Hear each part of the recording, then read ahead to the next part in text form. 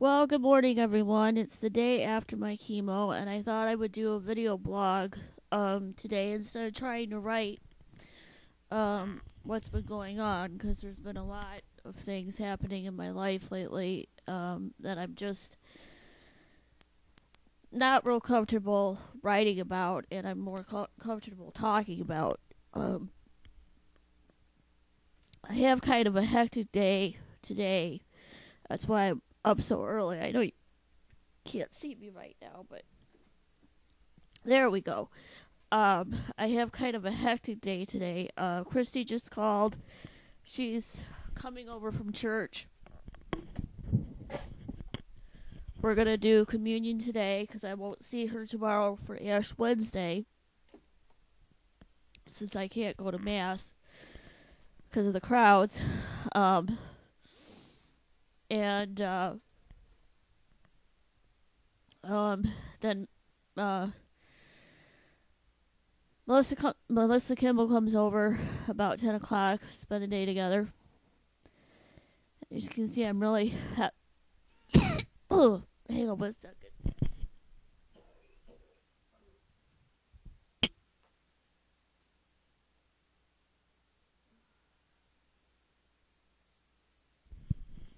I think this would help. Kind of out of breath from the chemo and the drugs and everything yesterday. Um, didn't get home till about 1:30.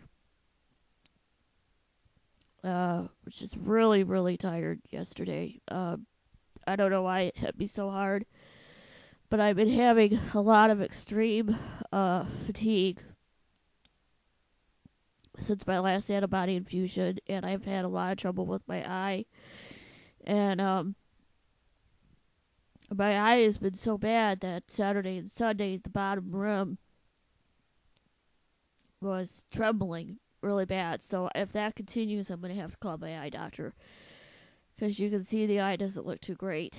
And I have a little bit of sarcoidosis, hematoma from yesterday. I had hematoma on my lip this weekend, and the nurse, the nurse's aide was pretty concerned. She said if that happens after an infusion, the next time you should call and let them know. I mean, not that I would be bleeding anywhere, but it's just that spot is very sensitive in that. And when I used to get that in rehab, they would basically just have me rest and stay in bed and not do too much just in case I was bleeding somewhere else. But luckily, I was able to get most of the hematoma to go down. And what I had put online yesterday when I came home, and I had told you guys that I had seen something when I came home. I didn't really want to write about this because this is something really difficult to write about. And it's something a lot of people don't know about me, and I tend to keep it kind of quiet because not a lot of people believe in it. And I'm not sure how my friends are going to look at me now knowing this.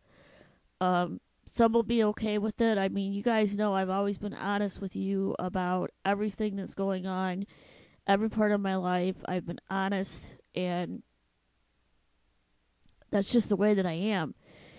And I have been psychic since I've been 13 years old. I'm a natural born psychic. And since I've been sick since 1998, my ability opens up very, very much when I'm sick. Which kind of brings on some of the added fatigue, because I'm always picking up things and seeing flashes of things. And we've had a lot of activity in the house since my dad died. We've had lights go off and on in the kitchen. Every time my mother and I talk about my dad when we're in the kitchen, there's this one light bulb in the ceiling fan that goes off.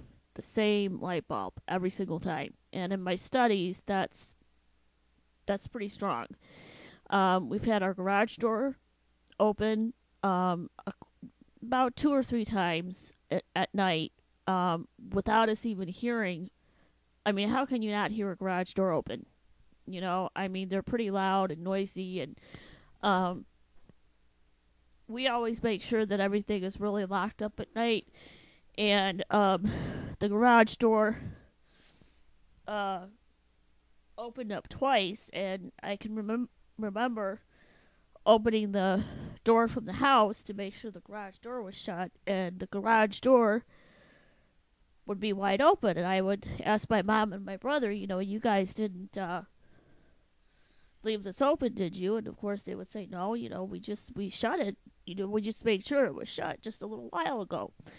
So I had a talk with my sister Louise this weekend when she was up here. I'm sorry, my eye is really bothering me. With my sister Louisa this weekend, and I told her about all the activity in the house from Dad. And I've already had, wow, that's really bad today. Oh my God.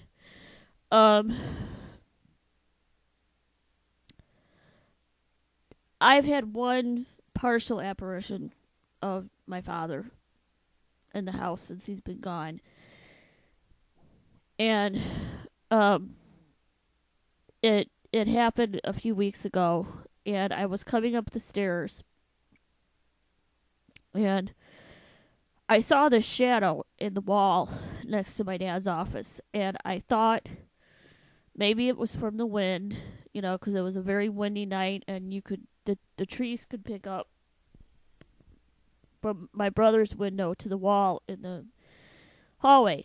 And I thought, well, maybe it's just, you know, it's the wind. And I stopped again, and I saw my dad as a shadow person. I could tell that it was him by the size and the shape and all that. And he walked through the wall and floated into the office. And I tell you, I freaked out.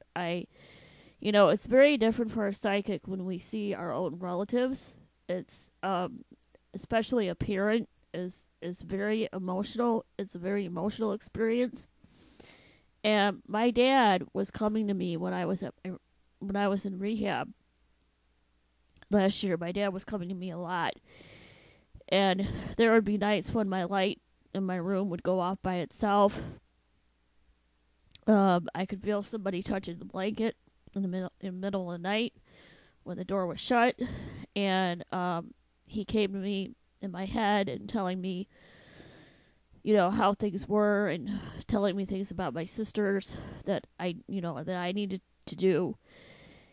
Well, yesterday, when I came home from my chemo and I was sitting in the family room resting and talking to my mom, my brother Tim came over to tell me that he had 2 buyers for my car that are going to come and take a look, because he's got it all fixed up and it's sitting in the driveway ready to go. You know, it's really kind of heartbreaking me for me to do this, but I have to do it. I mean, it's my one last bit of freedom, and one of the last things my dad gave me, and that was in my name outright. Well, when my brother Tim came in the family room, I looked up and I saw a full apparition of my father standing right next to my brother. It's like my brother just walked right in with Dad. And it was a quick, you know, like, you know, how they do it in on all those ghost shows and that. It was like a real quick, you know, but it was definitely my dad. And I was really kind of spacey after I saw him.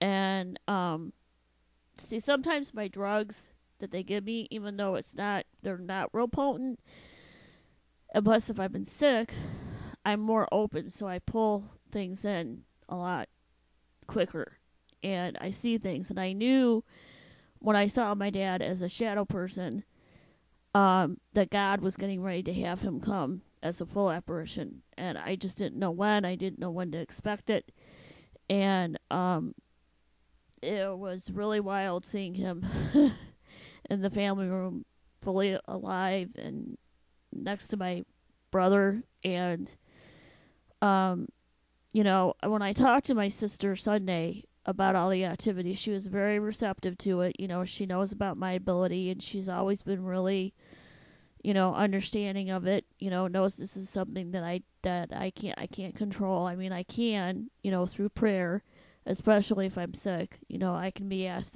to be shut down at certain times. But lately, since my dad has been gone, I just have not been able to do that, and I've been really open, and it's very, very draining when it is. See your own parent, and I've seen relatives who have passed before. When my Uncle Arnold died of cancer over 20 years ago, he came to me the day that he passed because I wasn't in Jersey. I couldn't go, and because it was very emotional for me. And he came to me and said, everything was all right, that he was fine, and that he understood why I wasn't there, or why the family was very overprotective of me. My mom was in the room when my Uncle Arnold passed on, and you all know I didn't get to see my father before he died because I was in the hospital. And I only got to say goodbye over the phone. But I know that he heard me. I got affirmation from that he heard me. And it was just a really emotional day yesterday. I just was really out of sorts. And I knew the apparition was coming. And I mean, I can handle it. I know my dad is wanting to be there, and he's wanting to be here. He's wanting to let us know that he's here, and he's still the patriarch, and he's still the, and I really felt him through my whole family when they were here this weekend. It was almost overwhelming, especially when my other sister started talking about him when they had went to the grave to see him, and that Sunday morning. And it was, I guess I should have known that it was coming. So it was a pretty emotional day yesterday. I really didn't know how to write about it, but I hope you all will still treat me the same and know that this is a gift from God. This is not, this is a real thing. And my nurses and my doctors have it documented that I do have these visions, and that I have to tell them when I have one. So it is documented, and I might put some of this in the book. I might not. I don't know. I really want the book to be focused on my diseases and what I went through and how I coped. And that's why I haven't been able to write the last couple days. Plus because of my eye and fatigue and everything. And because you can hear I'm just so winded and so tired. So, with my parents' anniversary coming up next, well, my mom's birthday is Valentine's Day. She'll be 88, and then their anniversary is the 19th, which they would have been married 64 years. So, kind of anxious to see what's going to happen on that day here in the house. My dad is just letting us know that he's here. And, as I said, my sister was very receptive to this. And she totally understood it, which I was really glad, because I had to tell her, And so I hope you all don't look at me any differently. It's just something that I have, and like I said, I don't usually talk about it. I only have certain people that I really feel comfortable talking about this with, because then I'm looked at differently, and I'm already going through so much. So I really hope you all are still going to be friends with me after hearing this, and I love you all very much. May you all have a great day, and may God bless you as He's blessed me.